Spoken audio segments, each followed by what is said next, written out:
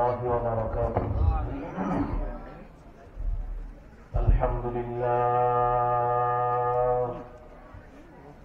الحمد لله كفى وسلام على عباده الذين اصطفى. أما بعد فأعوذ بالله من الشيطان الرجيم. بسم الله الرحمن الرحيم.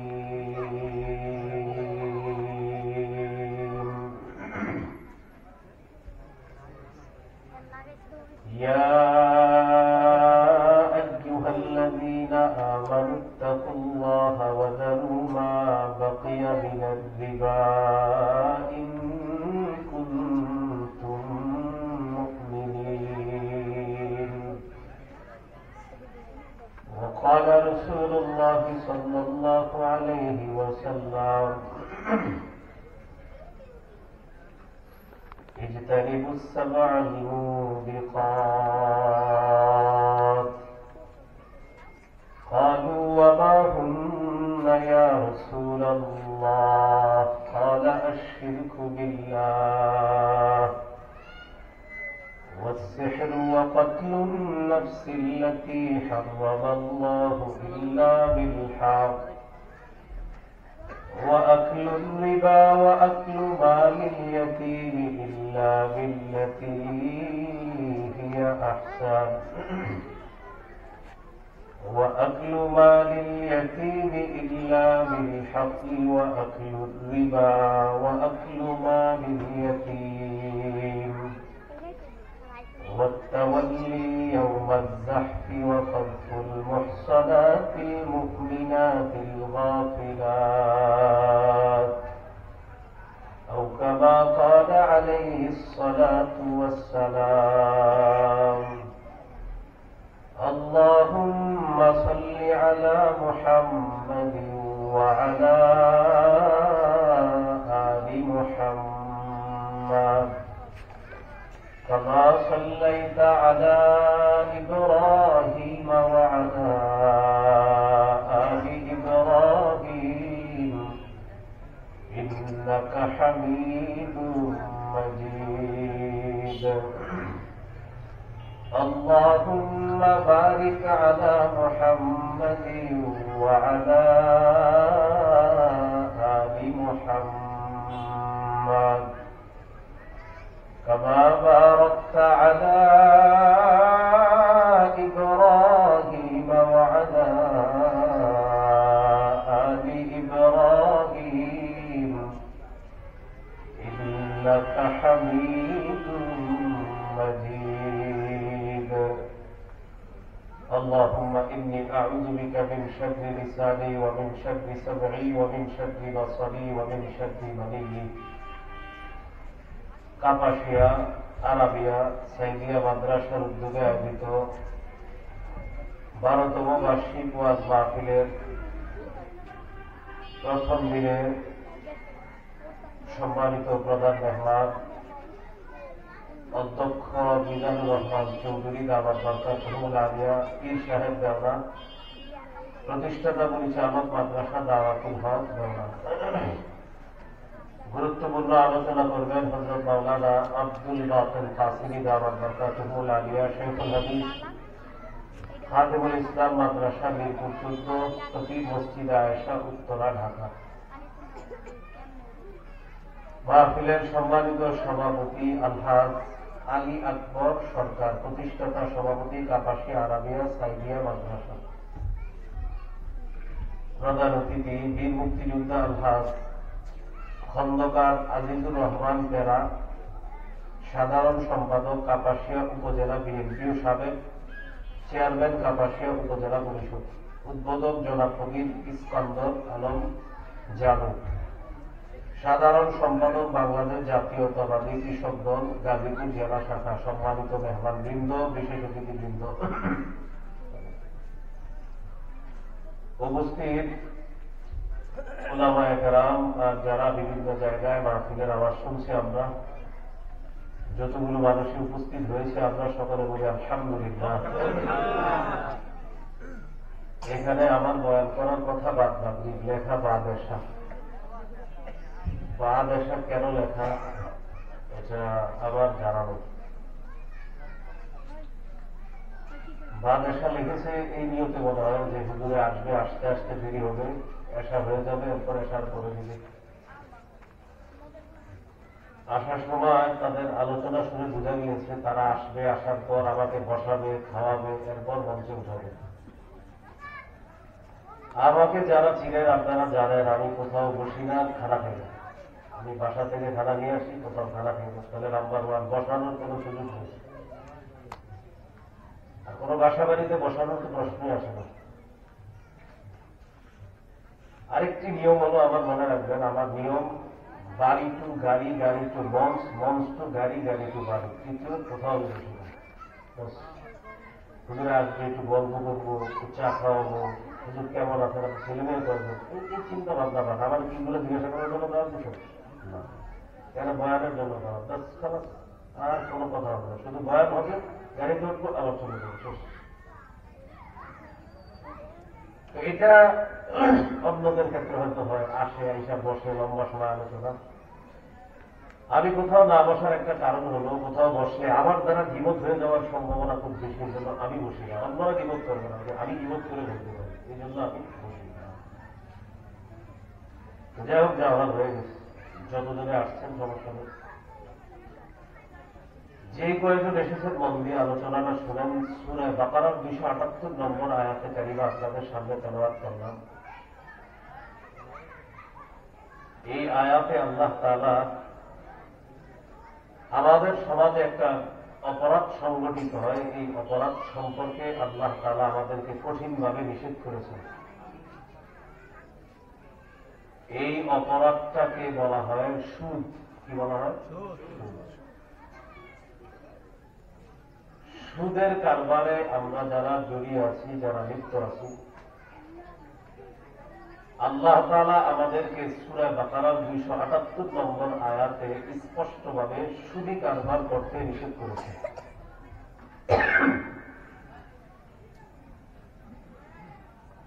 কোরআন হাদিসে সুদ বুঝিয়েছে যে আরবি শব্দটা, আরবি অক্ষরটা, আরবি যে শব্দ, এই শব্দটা হলো রিবা। কি? রিবা। রিবার আবিধানিক অর্থ হল জিয়াদা, অতিরিক্ত।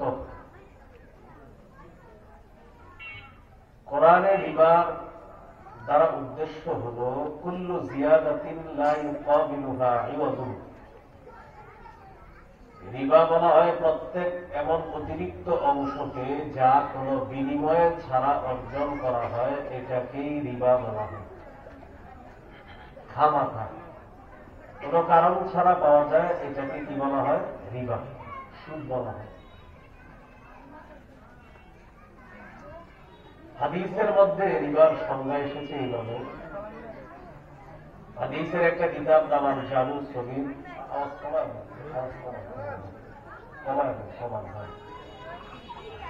হাদিসের একটা কিতাব আছে নাম জামু সগীর। এই কিতাবের 6318 নম্বর হাদিস। এই হাদিসের বর্ণনাকারী আলী ইবনে আবি তালেব রাদিয়াল্লাহু তাআলা আনহু, তিনি বলেন, কুল্লু করদিন জাররা মানফাআতান ফাহুয়া রিবা। যেই ঋণ লাভ কামাই করে এটাকেই রিবা বলা হয়, এটাকেই সুদ বলা হয়। যেই ঋণ লাভ কামাই করে এটাকেই রিবা বলা হয়, এটাকে সুদ বলা হয়।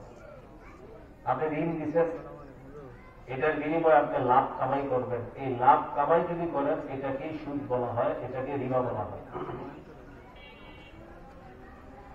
হাদিসের একটা কিতাব আছে মুসান্নাফ আব্দুর রাজ্জাক, এই কিতাবের 14362 নম্বর হাদিস।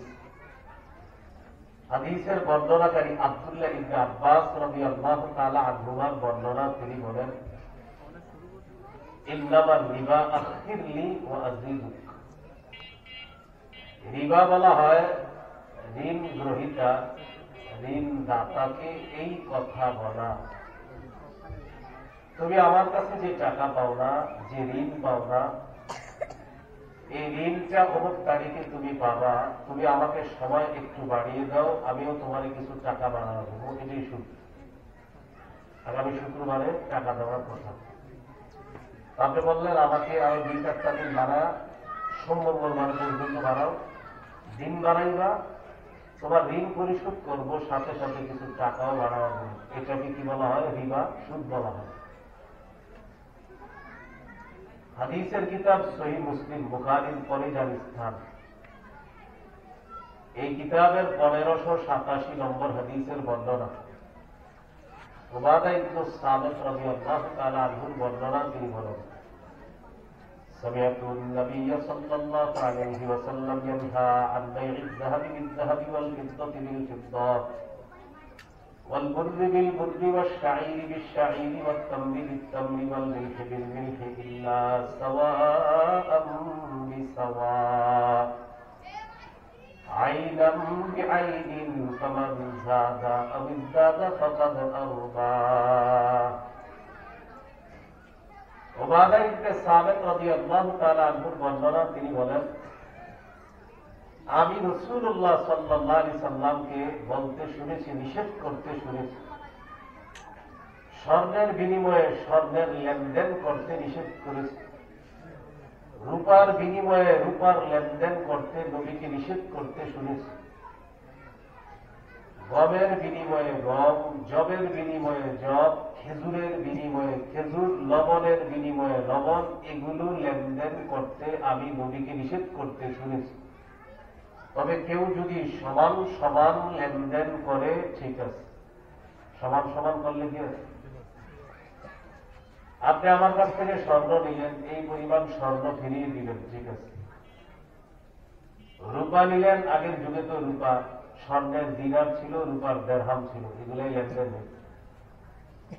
লেনদেনে যতটুকু নিলেন ততটুকুই ফেরত দিলেন, এটা হলো জায়েজ। কিন্তু স্বর্ণ নিলেন, ফেরত দিলেন একটু বেশি, এটা সুদ হবে। এক জাতীয় জিনিস যদি কম বেশি হয় সুদ হয়ে যাবে, সমান সমান হলে সুদ হবে না। সহিহ বুখারীর বর্ণনা 2175 নম্বর হাদিস, 2175 নম্বর হাদিস। এই হাদিসের মধ্যে আছে, ক্বালা রাসূলুল্লাহ সাল্লাল্লাহু আলাইহি ওয়াসাল্লাম, লা তাবি'উ আয-যাহাবা বিয-যাহাবি ওয়াল ফিদ্দাতা বিল-ফিদ্দাতি ইল্লা সাওয়া'আন বিসাওয়া'। নবী বলেন, তোমরা স্বর্ণের বিনিময়ে স্বর্ণ বিক্রি করবা না, রূপার বিনিময়ে রূপা বিক্রি করবা না, তবে সমান সমান হলে বিক্রি করবা। স্বর্ণের বিনিময়ে স্বর্ণ, রূপার বিনিময়ে রূপা লেনদেন করবা না, তবে সমান সমান হলে করবা। ওয়াবি'উ আয-যাহাবা বিল-ফিদ্দাতি ওয়াল-ফিদ্দাতা বিয-যাহাবি কাইফা শি'তুম। স্বর্ণের বিনিময়ে রূপা আর রূপার বিনিময়ে স্বর্ণ যেভাবে মন চায় লেনদেন করো। বলেন তো, স্বর্ণ আর রূপা কি এক না আলাদা? তাহলে আলাদা জিনিস হলে যেভাবে মন চায় কম বেশি লেনদেন করা যাবে, কম বেশি লেনদেন করা যাবে। তাহলে স্বর্ণ স্বর্ণ কম বেশি সুদ, রূপা রূপা কম বেশি সুদ, গম গম কম বেশি সুদ, জব জব কম বেশি সুদ, লবণ লবণ কম বেশি সুদ, খেজুর খেজুর কম বেশি সুদ, সমান সমান যায়। স্বর্ণ রূপা কম বেশি যায়, কারণ দুইটা আলাদা জিনিস, আলাদা দুই জিনিসের লেনদেন কম বেশি যায়, আছে কোনো সমস্যা। তাহলে বলেন তো, 20 টাকা কাউকে ঋণ দিলেন, শর্ত করলেন 21 টাকা দিতে হবে। 20 টাকা আর 21 টাকা কি এক জাতীয় জিনিস না আলাদা?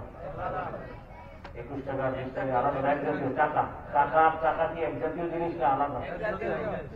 কাউরে আপনি 20 টাকা ঋণ দিলেন, তিনি 20 টাকা পরিশোধ করলো, জায়েজ। কাউকে 20 টাকা ঋণ দিলেন, শর্ত করলেন 21 টাকা দিতে হবে, 1 টাকা সুদ।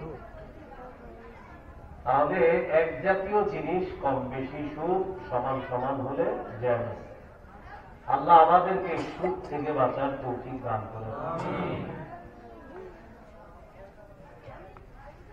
এখন যদি কেউ বুদ্ধি করেন, আপনাদের কাউকে আমি 20 টাকা ঋণ দিলাম, বিনিময়ে আপনি আমাকে 4টা 5 টাকার কয়েন দিলেন আর একটা 1 টাকার কয়েন দিলেন, বুদ্ধি করে যে হুজুরের কাছ থেকে নিচ্ছি টাকা, ফেরত দিলাম কয়েন।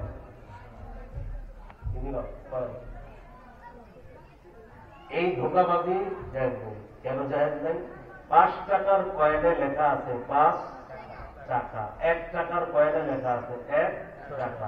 অর্থাৎ কেউ যদি 20 টাকার নোট নিয়ে শর্ত করে তুমি আমাদের দেওয়ার সময় 21 টাকার নোট দিও না, যেহেতু নোট দিলে হুজুররা বলবে হারাম, এক কাজ করে বুদ্ধি করে 21টা পয়সা দিয়ে দিও। এখন বলেন আপনারা পয়সার মধ্যে কি পয়সা লেখা না টাকা? আর পয়সা আর টাকা একই জিনিস। টাকার পয়সা, এই পয়সাটাও টাকা, টাকা পয়সা এটা একই, টাকা পয়সা একই জিনিস। আল্লাহ আমাদেরকে বুঝার তৌফিক দান করুন।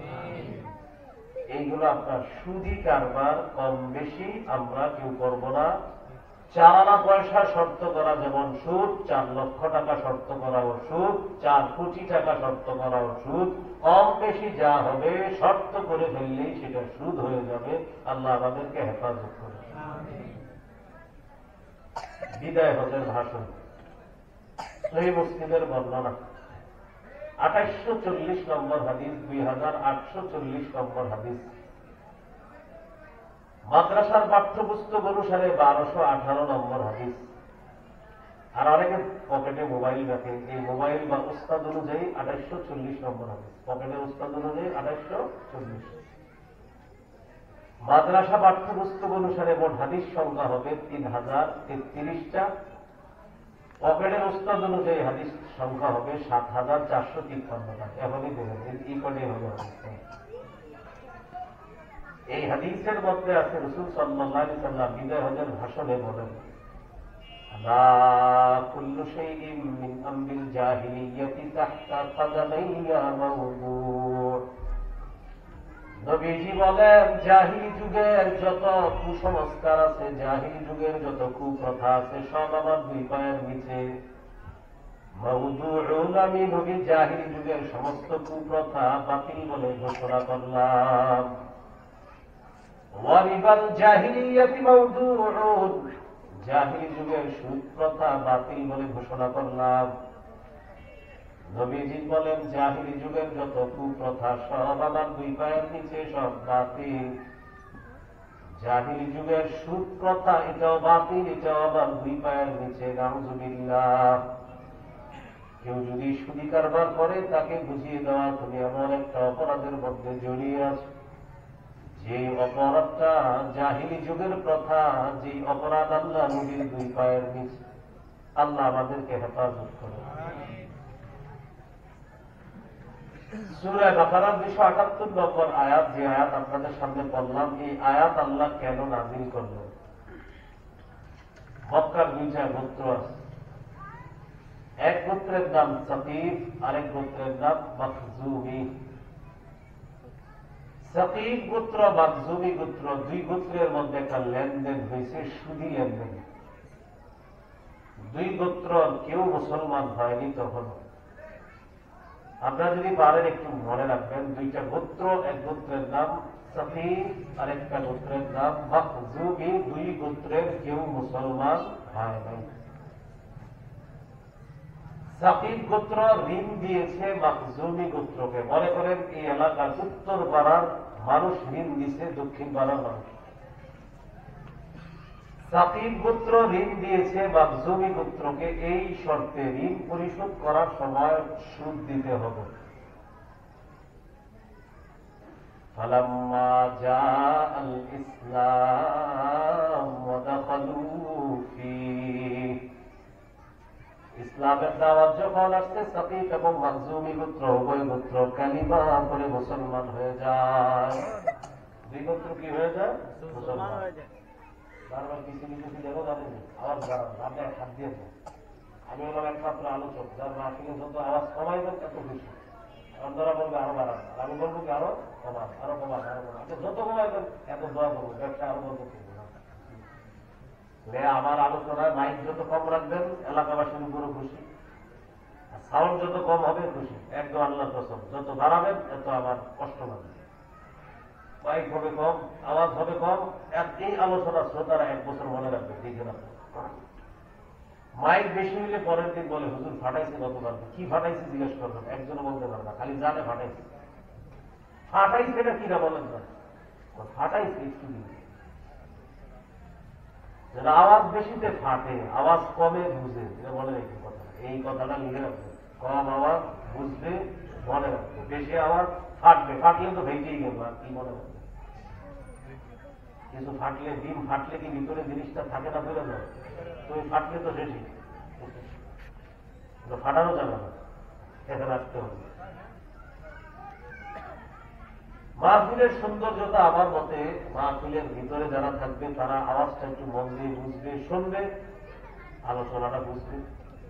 আশেপাশে যদি মা বোনদের প্যান্ডেল করা হয়, ছোট্ট একটা মাইক তাদের প্যান্ডেলে দিয়ে দেওয়া, বাস তারা বুঝতে হবে। বলতে পারে হুজুর এলাকাবাসী ওই ঘরে বৈশা আপনার কতটা বোঝা জরুরি না, ঘরে বৈশা তারা বুঝবে, ওরা ভুল বুঝবে কিছু, কারণ রান্না করতে করতে শুনবে, হঠাৎ পরের দিন বলবে হুজুর এই কথাটা বলছে, মানে আগা মাথা না শুনে পরে বলবে ভুল বলছে না।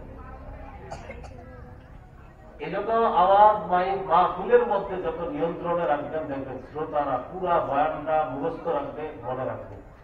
বিশেষ করে আমাকে যারা জবাব দিবেন, মাইক বেশি লাগাইল, আমি যখন বয়ানে বলবো আপনারা মাইকটা কমায় দিবেন, খাতা কলম নিয়ে বসবেন, পুরো একটা ক্লাস করে আমি চলে যাবো ইনশাল্লাহ।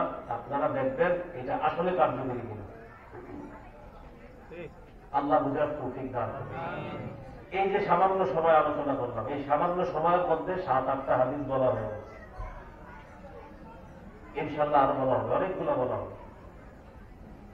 বুঝাইতে চাইলাম ওয়াজটা শ্রোতারা বোঝা দরকার বেশি, ভিতরে যারা এই মানুষগুলা 1 নম্বর শ্রোতা। মাহফিলের প্যান্ডেলে যারা থাকবে ওরা হলো আসল। তো সাকিব গোত্র ঋণ দিছে মাকজুমি গোত্র, ঋণ দেওয়ার পর শর্ত করছে যখন পরিশোধ করবা সুদ সহ দিতে হবে।